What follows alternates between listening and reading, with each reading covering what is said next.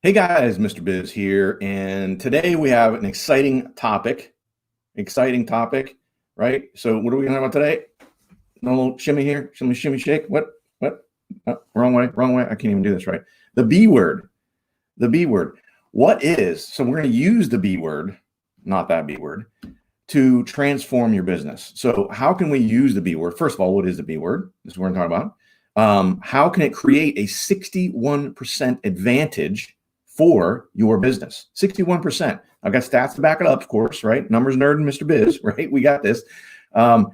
Then how do we create it?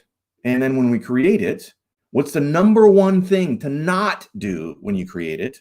And then finally, how do we best utilize it to ensure that we are creating that 61% advantage? So that's what we're going to talk about today. Let's get it going. Let's get it on, man. All right. So first of all, what is the B word? Anyone got any guesses out there? Timmy, not that B word. I told you, not that B word, Timmy. Budget. Budget. Yes, that B word. And the reason I kind of facetiously talk about that of being the B word is that people, I think it gets a bad name, right? People think of the word budget much the same way they think of the word diet, right? So when I tell you diet, what do you think of right away? Oh, I got to drink water. I got to eat lettuce. I'm very restrictive. It sucks, right? Honestly, you think of things that suck, right? But here's the thing. A diet is just an eating plan, right? When I was competing in powerlifting, there were times when I was moving up a weight class. So my diet, the goal of my diet was to actually gain weight, to put on muscle, right? So I was eating a lot, in some cases. When I went from 180 pounds up to 230. And I gained 50 pounds, right? I was eating like crazy. But the diet was just a plan. A budget is exactly the same thing for your business. It's just a plan for your business. So why do we want to create this, right? Why do we do this? So first of all, the 61% advantage. Here's the thing. Small Biz Trends just put out the statistic, not just, but within the last 6 months put out the statistic that only 39% of businesses create a budget. And honestly, I think that number seems high because most businesses that I've ever worked with have never had a budget. Whether they've been in business for 1 year or 20 or 30 years, they've never had a budget. And if they've had a budget, it was a crappy budget. And we're talking about why it was crappy here in a minute. But they were crappy budgets. They weren't measuring the right things. And they never stuck to it. So they didn't utilize it, which we're going to talk about again, how to utilize it and get the most out of it. So it is critically important for your business. And here's why. First of all, it creates accountability. So you're going to know exactly where you are. You're not going to get to August. Let's say you have a normal January through December fiscal year, and you get to August and you realize, holy crap, we're not going to hit our revenue goal for the year, our sales goal. So what are we going to do in these last 4 months of the year to get there? Well, geez, we can't take enough action. There's not enough time. Well, with a budget, that's never going to happen, right? You're going to review it every single month because if you're going to create it, you might as well utilize it, right? So you're going to review it every single month and you're going to know where you stand on everything. So what products are selling well, what products are not selling well, and you can make changes right away, right? Not 6 months down the road. You can figure them out right away. So you can determine why is one product or service selling really well and maybe another one's not.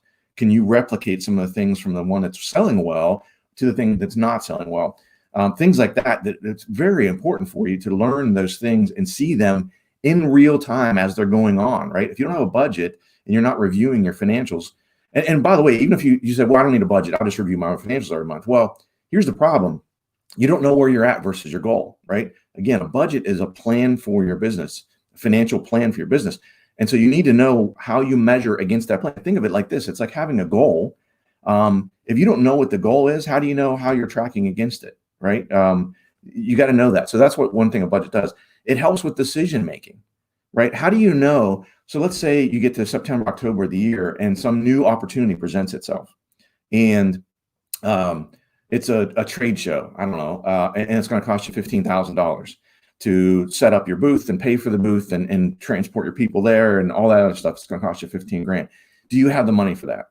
Well, rather than just flying blind by the seat of your pants or just guessing, you're going to know with a budget. You're going to say, hey, you know what? Where are we at in our marketing spend for the year? Do we have money in the marketing spend? Maybe we don't have money in marketing spend, but we're trending ahead with our revenue, with our sales. And so now we know that we're going to go ahead and invest that money back into the business because we know where we're at exactly. So it allows for continuous improvements. Like I mentioned, you know exactly where you're at. You know if you're spending too much money. You know sometimes maybe in the way of marketing, are you spending enough? Maybe you're not spending enough money. So let's talk about creating it. So first of all, I should help you define a little bit. There are basically two kinds of budgets. Without getting too deep into the weeds, there are two types of budgets. One is what they call a zero-based budget. And then the other, and I'll just go through that one first. The zero-based budget is where you start from zero, right? Every year when you create your budget, you assume nothing. You start from scratch 100%. Hence the name zero-based, right? Duh. The other one is an incremental budget. Incremental budget is when you take where you were last year, for example, last 12 months, and then you say, okay, do we want to spend more or less? And you adjust from there. I am a fan of, for the most part, of zero-based budgeting because I don't want to make any assumptions on most things. I want to make sure that I am looking at everything through a fresh telescope as I'm creating that budget. That said, incremental does have its place. So how do we create this? The first thing we need to do is we start with sales or revenue, right? What's our goal? So let's say, again, you had 5 million in sales last year. You want to make 10% improvement. So you want to get to 5,500,000. Now, here's the number one thing not to do is to just take 5,500,000 and divide it by 12 and put that into 12 months. Don't do that. There are very few businesses that don't have some form of seasonality, cyclicality to them. And what I mean by that is certain times of the year you're busier than others, right? Let's say you have a business that focuses, maybe you have a retail business, and so you do more business during the holiday season, right? More people shop then. You need to bake that seasonality into your budget. Now you say, oh my gosh, how do I do that? Well, you can look at the history. Look at the last 3 years of revenue. Take by 12 months and divide, add up the, say, 3 years of January, 3 years of February, et cetera, and then divide it by the total revenue. So you'll know on the last 3 years what percentage of your revenue has come in January, February, March, et cetera. Then you just apply those percentages to your $5,500,000 goal, right? So let's say it's, 8% of your revenue over the last 3 years has come in January. You take 8% times 5,500,000 goal, that's your January, and you continue to do that. Very important because that's the base, right? You're starting with that base of revenue, and that's going to help drive everything else. So very important you get that, and that you bake that cyclicality or seasonality in, because again, that's the number one thing not to do is to just straight line it and divide it by 12 and stick it in. You won't have meaningful numbers, and then you won't know where you're at, right? So again, what if you have a business that's really heavily has a heavy sales for maybe 3 months out of the year, and maybe there's 3 months where you have almost none? Think about what you're measuring against. If you straight line that, you won't be able to make good financial decisions. You might think you're way ahead or way behind, and it might not be accurate.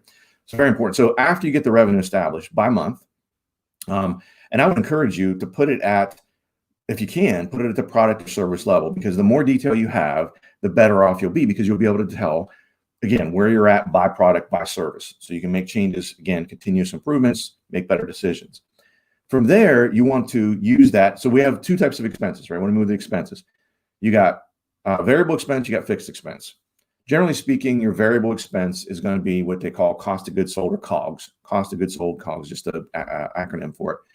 And those are things that are directly attributable to creating your widget or providing your service. It could be raw materials, it could be the labor, et cetera, as you go on. So again, that's the part of your variable expense. That's going to be directly driven by your sales.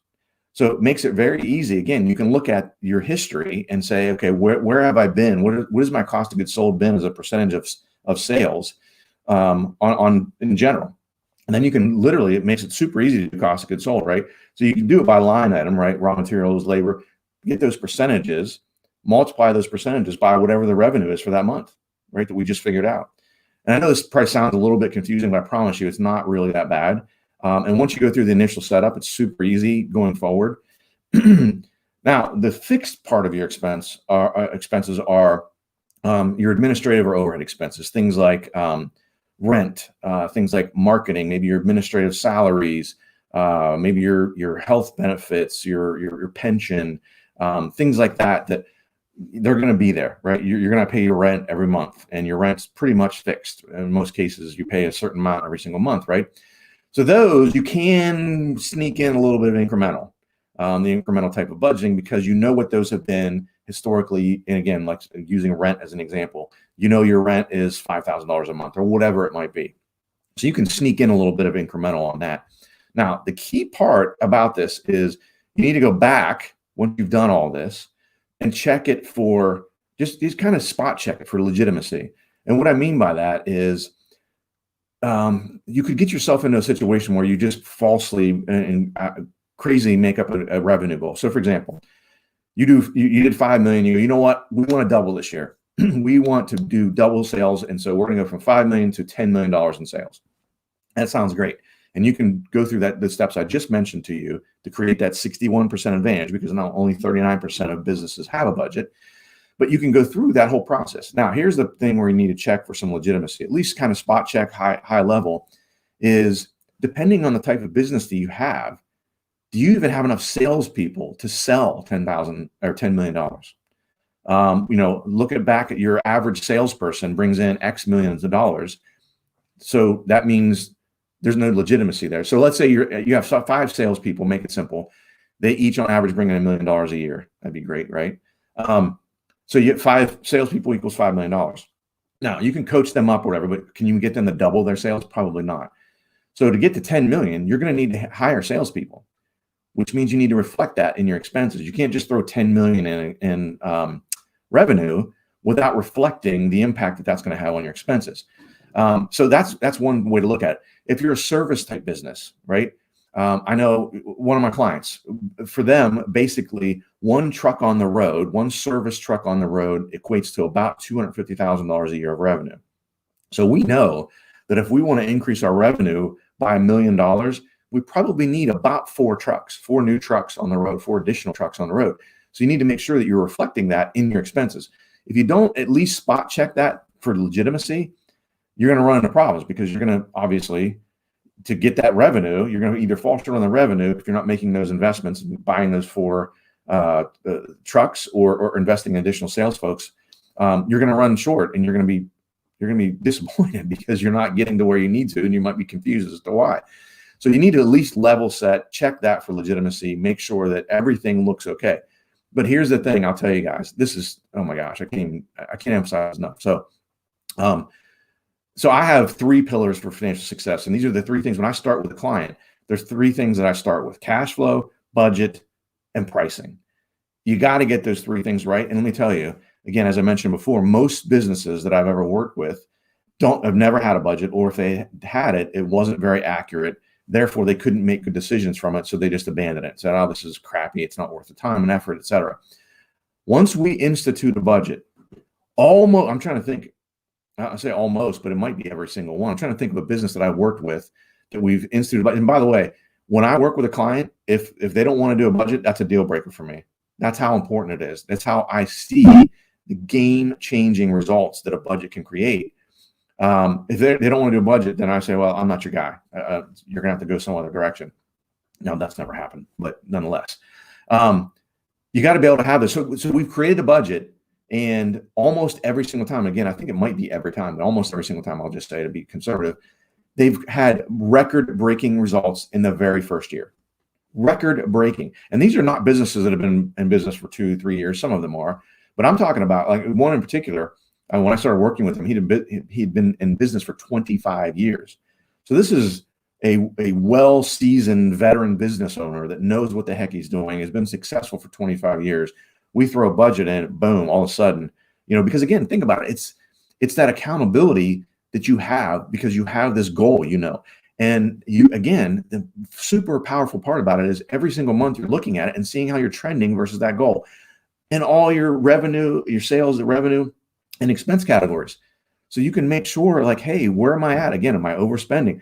Why is my labor cost up so much? Right? I calculated this on budget. Why am I over budget on my sales are right on par, but my labor is up? Why is that? You can dive into it and figure it out and make changes and continuous improvements right away. not get, again, 6 months in and go, crap, I got 6 months of a problem I got to try to fix. And now I've wasted money for 6 months because I didn't even know I had a problem to fix. So super, super important. I can't emphasize enough. The B word will transform. It will transform your business. Super, super important. You got to have a budget. You gotta have a budget. And I walked through it pretty quick because I didn't want to belabor it too much on how to create it, but it's really not that tough.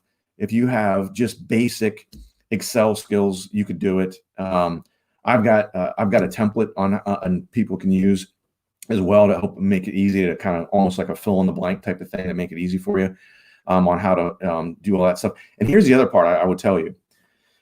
Last part I'll leave you with, and I'll let you guys go. As you're going through the year, we do this with all my clients. So very important as you're measuring, and you get, let's say you get you're 1 quarter through the year. So you're through March, right? You've done January, February, March. It's in April. You're looking at the first 3 months, the first quarter of results. Let's say, for example, that you've fallen behind on your sales goal. So that, what I mentioned earlier, that $5,500,000 you wanted to make was your goal. Based on what your budget, how your budget was set up, you're behind by $100,000 so far this year. What we do is we take that $100,000 and we push it out in the last 9 months of the year. We spread it out however we want, right? Again, it depends on your seasonality of your business. We don't say, oh crap, we're behind by 100,000. We're just going to stay with that. We basically take our budget for the last 9 months and reforecast it to stick that extra 100,000 that we're short so far in the last 9 months of the year to ensure that we're still measuring to get to that goal of $5.5 billion. So that's another powerful way that it helps you be able to make those financial decisions very effectively, very good for your business. So good stuff there. Guys, I hope this was helpful. If you're watching on Facebook, like the page and make sure you get the notification. Same thing on YouTube, subscribe. Click that notification bell so you get notified when we produce these videos.